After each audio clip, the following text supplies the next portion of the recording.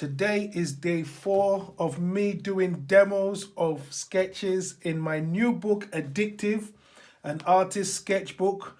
So today, without mincing words, don't forget you can order a signed copy of the book, Addictive. It shares some of the techniques in the Addictive Sketcher. This was the first book. If you haven't got this one, yes, please get this one too. But this is the one I'm talking about now. So today's sketch, I'm going to go straight to the page. We're going to deal with page, I think it's page 82, I think it is. So, because this is 83, let's just check it. Yeah, so that would be 82. And it is of this lady. I sketched her from Cannon Street to Belvedere. Now, that would have taken 30 minutes, but I'm not going to use 30 minutes to do this. I just want to show you how when I see someone from afar, how I go about it and how I would have approached this sketch. So, here we go. So, for the lady, the first thing I would do is to get a shape of her head. Just a shape, just a quick shape, very quick shape. That just helps me get where things are. And then I'm going to try and make sure I, just get the major shape of her hair. So just looking at it with angles this time, just basically moving the angles and just getting the length of her head. She just has quite a long one with a double chin or something like that. So that's just gives me a good air. And then her hair, flows straight down. I use these curvy lines and then I can swing back with this one over here. Now this took me more time, but doing it again is easier because I know exactly what to do. Now this is just the shape of maybe what she was wearing. Okay, so when I've got that, the next thing I'm going to do is to find the intersection. That is like the middle line that goes through the head. Once I get that, and then I start thinking of her eye level, her nose level, and her mouth level. Once I'm happy with that, I'm ready to go. I have to quickly do that. Then structurally, remember we did this yesterday, I'm going to make sure I separate this from the other side of her head. So basically this is the overall. Then I go for features now. Her eyes just show maybe one there and one here. Her nose just typically isn't that clear, but I can see a nostril there and this other side bends in. Her mouth is basically a little bit open, which is interesting. So I'm going to put a dark, a little bit of lip up and a little bit of lip down. And that will be all I need for now. Now I'm going to work on the contours of the sides. She has a kind of cheek, so it comes out. And then her chin, which is like the double chin thing, is this. And then I'm going to make this one really strong. Now just the eyebrows, just faint high eyebrows. And then the hair, I'm just going to be particular about the hair on this side, just to get the shape of it, and then down. And over here, I'm going to go up with the hair. I'm just trying to make sure I get all the movements right before I start shading.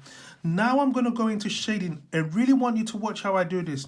So carefully, I'm going to go around her chin. I'm using the strokes I'm using here are curvy hatches, under her mouth here, around her chin, around her neck here. You can see some tones around here. Her eye over here, I'm just going to, do some hatching, maybe in opposite direction.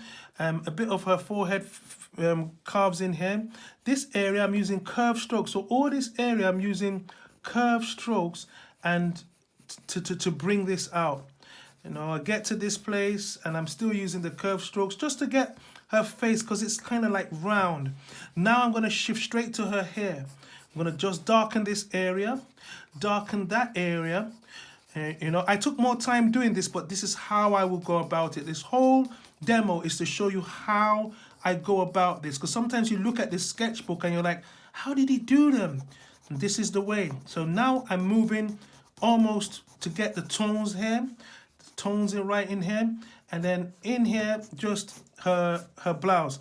And if you notice, you can see my strokes. I just quickly kind of wanted to block in the tone of her blouse, and I got here Just get the tone of her blouse just really dark in there, just something like that. Let's keep that going. Now the hair, very brilliant. Again, I move in the direction as if I'm combing the hair. So all this comes down, her hair moves back. So I flick the strokes backwards. There's a little branch in here where another section comes out, and I just flow with that. I keep moving the strokes in the direction of her hair.